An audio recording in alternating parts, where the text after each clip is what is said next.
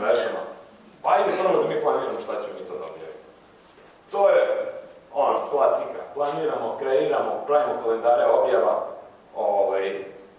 konsultujemo se sa klijentom, klijent odobrava, ne odobrava, vraća se nazad, ok, znamo šta je klijentov cilj, imamo brief od klijenta, spram toga i kreiramo i planiramo.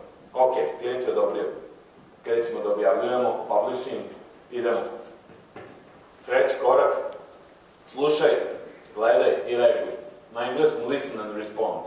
Znači, pratimo šta se dešava, pratimo ostale ljude koji kreiraju na našoj stranici ili na našem Twitter nalogu, gdje god sadržaj, odgovaramo na isti, pokazujemo u suštini i proaktivnost, pokazujemo i neku domišljatost, u suštini uskačemo neke situacije, reagujemo, pomažemo samim korisnicima i samim time dižemo i svest o samom brendu, samim tim i ljudi više veruju do nas zato što jednostavno imaju osjećaj da komuniciraju sa nekom osobom koja stoji iza tog brenda, a ne sa nekim robotom ili sa nekom osobom koja uopšte ne reaguje na to. Naravno, moramo i da čistimo. Postoji taj neki sadržaj koji je spamerski na društvenim mrežama, baš smo o tome i pričali sinoć. U suštini moramo i da pazimo šta ti ljudi objavljaju, jer nekad se nađe i nešto što je maliciozno, što može i da napravi neku štetu. Naravno, to je sad taj monitoring koji mi moramo konstantno da radimo na društvenim mrežama, zato imamo dežurstva, pa čak i noću se prati situacija na stranicama. I na kraju dana mi merimo rezultate, gledamo konverzije, gledamo da li je cilj postignut, pravimo izveštaje, dajemo klijentu isti taj izveštaj, konsultujemo se sa klijentom šta bi moglo da se doda, šta bi moglo da se oduzme i krećemo nanova, ponovo u planiranje.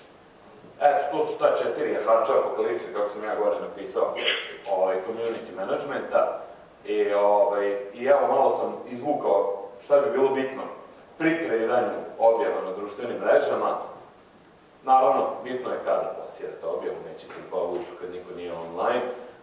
Naravno, bitno je koliko objava puštate, neka preporuka je da ide bar jedna dnevna objava, može čak i 2 puta dnevno, naravno nećemo na 5 minuta pre objave da pustimo, nego ćemo jednu prepodne ili jednu poslepodne.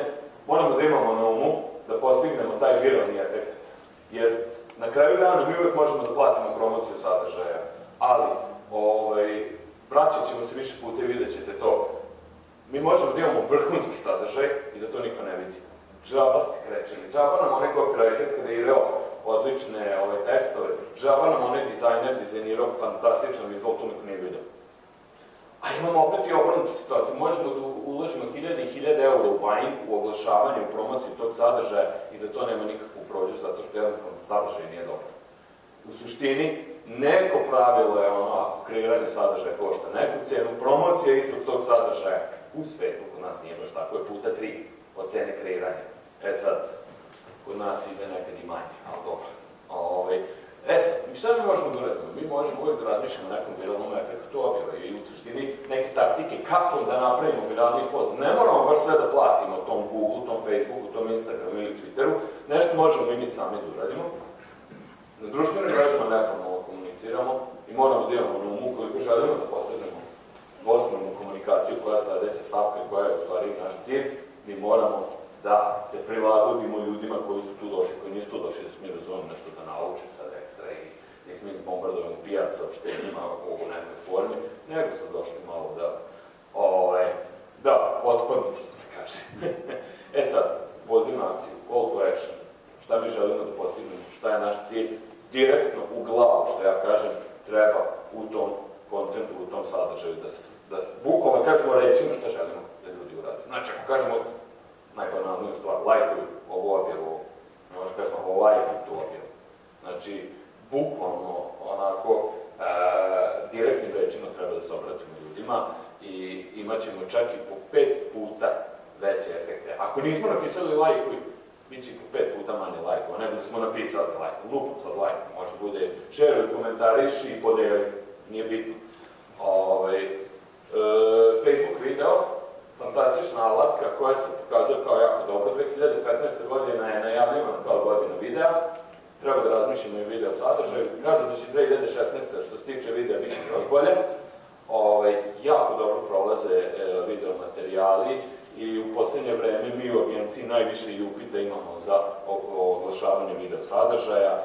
Facebook je optimizovao svoju video platformu i više ne treba mi da delimo sadržaj drugih video platformi, nego u suštini treba da pripremamo sadržaj baš direktno za Facebook ili za YouTube, koliko nam je tamo cilj. Ali ako smo na Faceu, uploadujemo direktno na Facebook video i moramo da imamo na umu, i to je prva stvar koju krećemo u promociji sadržaja.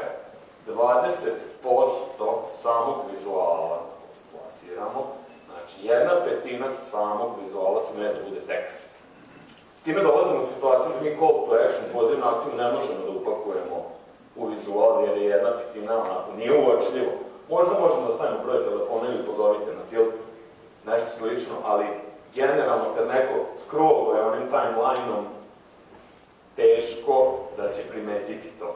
Tako da, mnogo veštije treba da izvedemo kreiranje samog teksta uz taj vizual, jer u tom tekstu mi objašnjavamo ljudima šta mi u stvari želimo od njih. Hashtagovi na Facebooku generalno ne znači ništa, na Instagramu, na Twitteru su sve. Dobro sad, znamo da kuce, mace, bebe, pale i da je to ono što generalno dobro prolazi, ali mi nismo, neko jeste bebackom ili ljubitelji životinje ili tako nešto slično, nego smo stranice jedne korporacije i malo bi bilo neumesno da mi sad tu plasiramo dve kuce i macu onako iznad njih i tako nešto i da očekujemo sad ludilo, potpuni haos udjeljenja, ništa nismo postigli. Generalno časom imaju da su neki ljudi imali dobre konverzije i dobre prodaje proizvoda time što su, na primjer, prodavali bicikli, pa su stavili mače neko koje je kao vergla neki mini bicikli, koje što je super bilo. To je super bilo, nismo morali uopšte da boostujemo ovaj, da promovišemo taj sadržaj. Tako da, može se napraviti neki balans. Sad, evo, funkcionalno objav. Evo, ovo što vam kažem, razliku između teksta i teksta sa vizualom. Vidite efekte i u liču.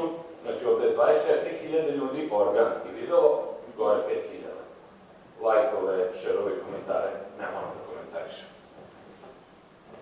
User-generated content je, znači, ono što naši korisnici, naši fanovi kreiraju, uvek najbolje prolazi na društvenim mrežama, oni tada postaju naši brand ambasadori. Sadržaj koji oni kreiraju i koji mi na kraju, kao neki brand, kao zastupnici tog brenda, podelimo na društvenim mrežama, izazove potpuno ludilo u glavama tih ljudi i oni postaju naši najuticajniji brand ambasadori koji prenose u suštini našu reklamu za džabe.